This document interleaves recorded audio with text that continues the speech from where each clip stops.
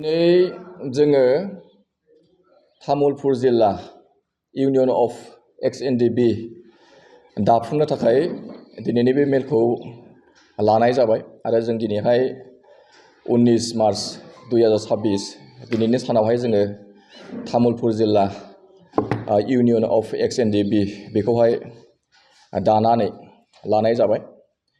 फैगौ 2026 नि आसाम एसेम्ब्लिनि जा बिसायख'थि दङ, बे बिसायख'थियावहाय जोङो BPF खौ 100% जोङो सापर्ट खालामगोन।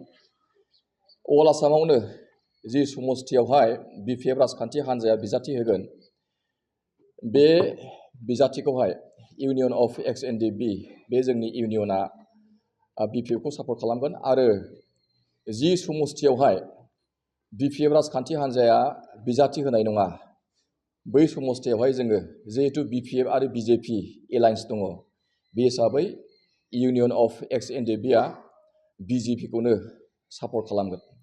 आरो बेनि थाखाय जोङो दिनैहाय जाहाथे इलेक्सनाबो जिहेतु खाथियाव साफैफैबाय, बेनि थाखायनो जोङो दिनै बे इउनियन अफ एक्स.एन.डि.बि बेखौहाय तामुलपुर जिल्ला हिसाबै दानानै लानाय जाबाय।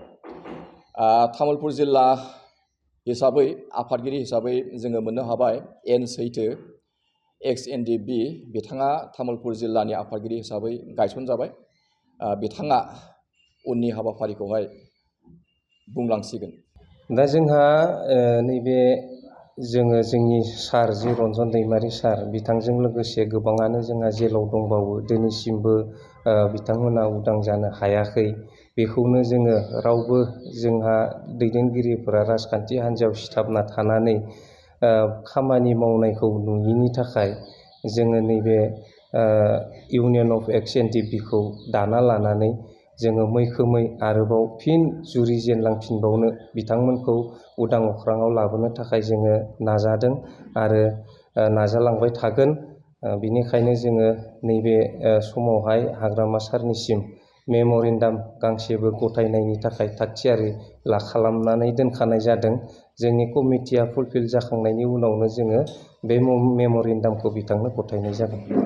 दा जोङो फैबाय थानाय समाव जोङो खामानि मावनो थांखि लानायानो जाबाय, जायफोर जोंहा मुंख्लं नखर बिथांमोना दाबो जि मोननो गोनां एक्स-ग्रेसिया बेखौ मोनजोबाखै। बिनिफ्राय आरो गोथाङै थानाय जोंनि जोहोलावफोराबो जि मोननो गोनां 4 लाख बेफोरखौ मोनजोबासै।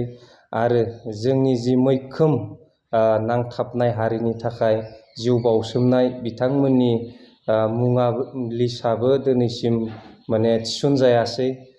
बिनिखायनो जोङो बेफोरखौ फिन आरोबाव थालांनाय मुंफोरखौ थिसनफिननो थाखायनो जोङो नैबे इउनियन अफ एक्स.एन.डि.बि मुंखौ लानानै जोङो आवगायलांनो नागिरदों। मानो होनोब्ला जोङो मोनसे इउनियनाव थानानै खामानिखौ मावाब्ला रावबो गुरुत्त होआ। बिनि अनगायैबो जोङो फैबाय थानाय समफोराव BPF खौ सापर्ट होनानै जोङो BPF सरकार थानाय समावनो बा BPF खौ सरकाराव लाबोफिननानैब्लाबो उनावब्लाबो जोङो माब्रै जोंनि एक्स.एन.डि.बि फोरखौ गोरा गोख्रोङै फसंथाननो हागोन, बेखौनो जोंनि नाजानायनि गुबै थांखि। दा जोङो जेब्लानिफ्राय NDFB खौ डिजल्भ खालामदों, बै समनिफ्रायनो जोंहा NDFB लिडार्सफोरा गावस्रा-गावस्रि जाजोब्बाय। सोरबा UPPL आव थाबाय, सोरबा BPF आव थाबाय, सोरबाबा BJP खौ मदद खालामबाय। दा बेबायदिनो जोङो माखासे लिडारफोरखौ फोथायनानै जोङो BPF आव थादोंमोन।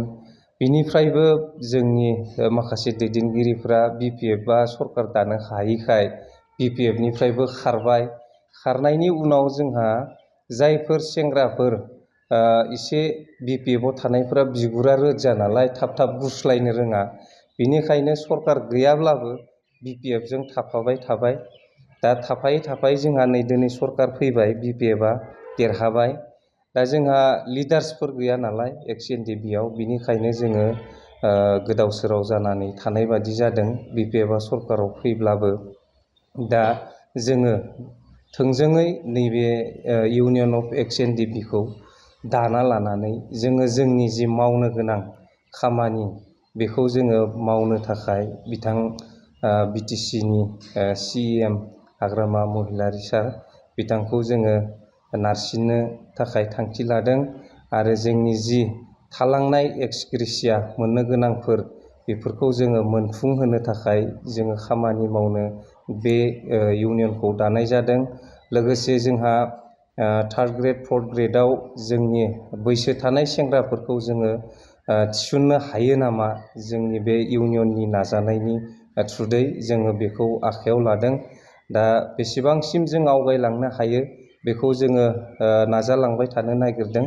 बेसेबां साक्सेस जायो बेखौ उननि समाव मोनथिनो मोनगोन।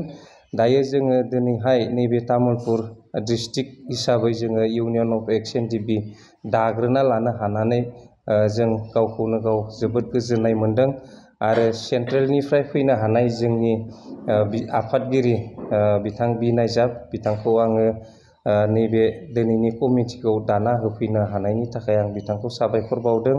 लोगोसे जोंनि जायफोर एक्स एनडिपि दिनै फैजोबनो हायि गोदाव सोराव जानानै दं बिथांमोनखौ आङो नैबे खौरां बिजोंनि गेजेरजों खावलायनो लुबैयो जाहाथे नोंथांमोनाबो गोदाव सोराव जाना थायालाबासिनो खौसेयै गसंथानो थाखाय आवगायबोनो आं गासैखौबो खावलायनाय जाबाय।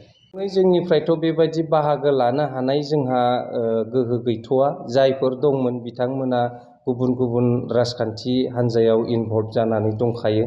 दा जोङो जोंनिफ्राय जों मददल'सो होनो हायो। दा जोङो बे मददखौनो गोसो गोथारै जोङो होनो थाखाय आवगायदों आरो। थांखि दं।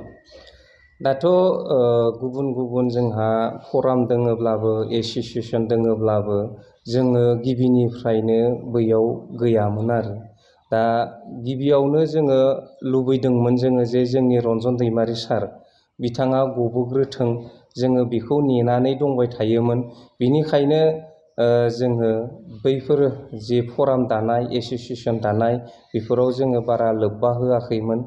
जोङो जोंनि जि दैदेनगिरिफोर बिथांमोना जिहेथु BPFखौ सापर्ट होनायनि बाथ्रा बुंदोंमोन। दा बिथांमोननि खोथाखौनो जोङो खोनासंनानै BPFखौनो जोङो फार्स्टनिफ्राय सापर्ट होनानै दंबोबाय थायोमोन आरो। बेनि उनाव जोंनि माखासे दैदेनगिरिफोरा मा जाखो मा सानखो मोनथिया गोदान गोदान दानानैहाय गुबुन गुबुन राजखान्थि हान्जाजों सिथाबनानै थाहैबाय आरो लामाखौ लाफिननो गोनां जादों। दा जोङो दिनैनि बिबान सायख'नायाव आफादगिरि हिसाबै आं थाबाय एन सैथो। बेनिफ्राय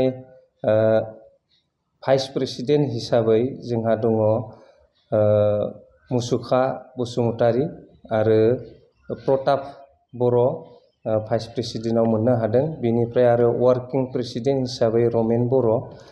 बिनिफ्राय जेनेरेल सेक्रेटारि हिसाबै जोङो दिकराज मोसाहारि। बेनिफ्राय एसिस्टेन्ट जेनेरेल सेक्रेटारि हिसाबै मिउचुयेल बसुमतारी। जों बेखिनिखौ मोननो हादों। माखासेखौ जोङो बुंथ'लायाबाबो जागोन आरो उननि हाबाफारियाव जोंहा आरो सोबावनो गोनां दंबावो। आं बेखिनिखौनो खोन्थाथ'बाय।